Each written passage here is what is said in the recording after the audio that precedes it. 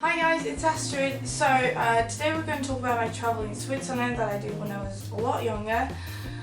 I've had this channel for 2 years and I've never really talked about Switzerland. I've mentioned it a couple of times but never really got into it.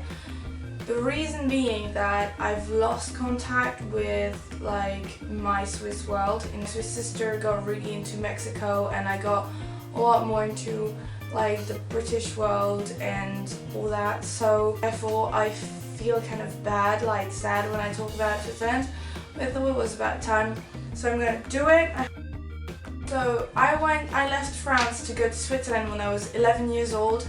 It was a 6-month exchange. First of all, I told you that when I was in England, I was homeschooled. Here the difficulty was not about the school because I was in a public school, a completely normal school. There was a bit of a problem because I had to learn German. In Switzerland, most of the people talk Swiss German. It's quite similar to German.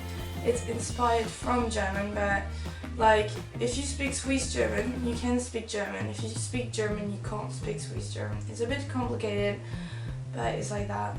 So I was a bit of a pain in the ass for my teachers and my friends because around me they had to talk proper German, and they hold on to that rule for about a month, and after that they all let go and we only spoke Swiss German altogether. So I started my German talking journey with talking actually Swiss German.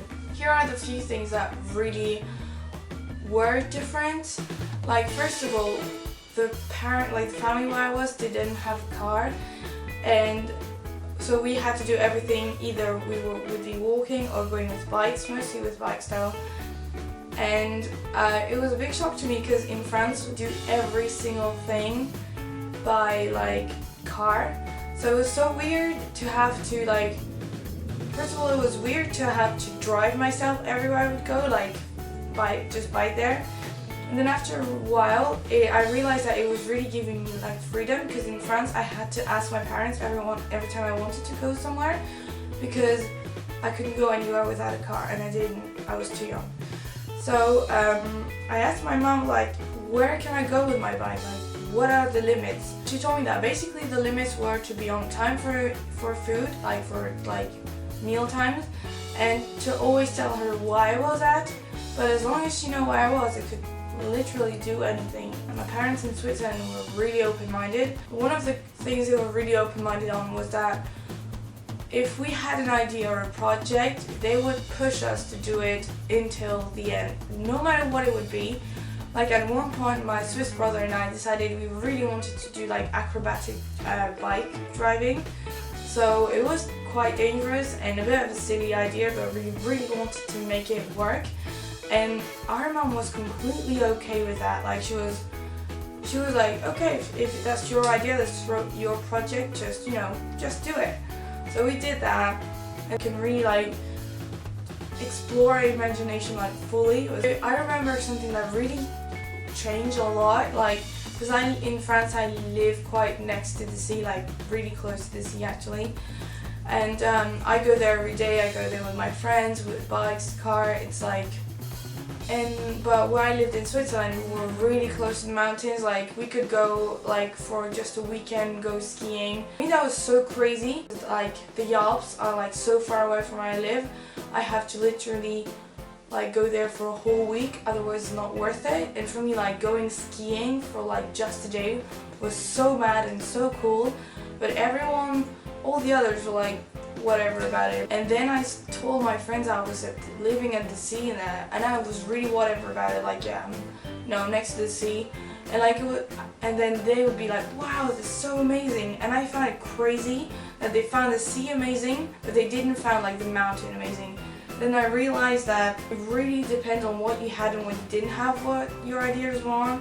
So I came back to France realizing how awesome it is to live next to the sea.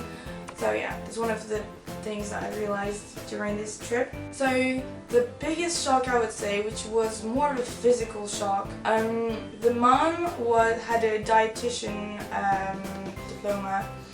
So we would eat extremely healthy, really healthy.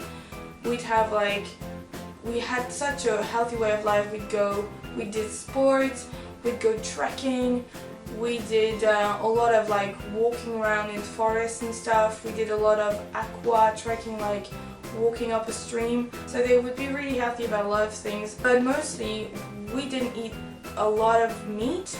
We would eat enough meat for our body to be still strong, but like it was quite rare. And in my family in France, we eat a lot of meat.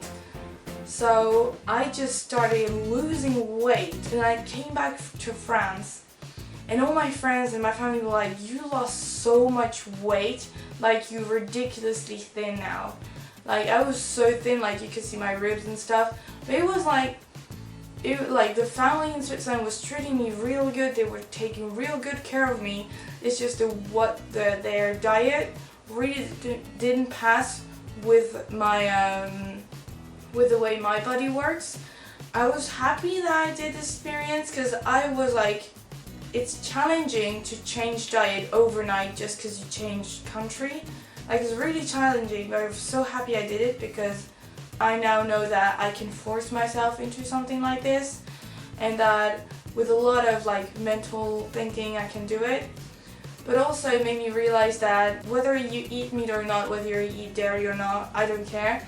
Just don't push what you eat onto other people, because like for example in Switzerland I realized that like vegetarian I could do it, vegan is no way, like my body is just not suited for that. To people who've heard my two stories of the travel, like because in England it was a massive family with like 7 kids, and like we were homeschooled.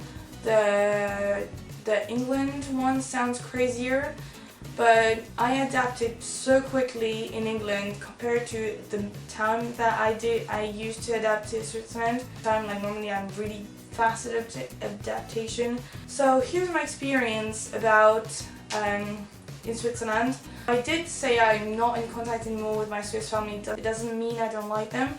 I really do. It's just that our agendas don't fit, let's say it this way.